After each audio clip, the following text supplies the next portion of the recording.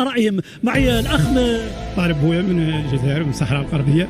الجزائر من الصحراء الغربية. الجزائر من الصحراء الغربية. نسلم على محمد سعد الكواري ونبارك له بمناسبة حلول المركز الثاني وإن شاء الله، والدكتور محمد أبو تريكة وياسر القحطاني، ومبروك إن شاء الله. وإن شاء الله النتيجة تكون 2-1 لريال مدريد إن شاء الله. مشكور جمال جبل. الأخ من الجزائر أيضا. الأخ من الجزائر نعم.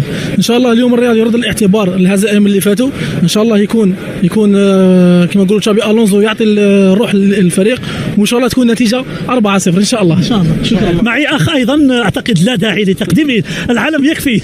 طبعا عبد الله القوزي من المغرب ورئيس لابينيا مدريدية بالقنيطرة. أنا أتوقع المباراة تكون مشتعلة قوية.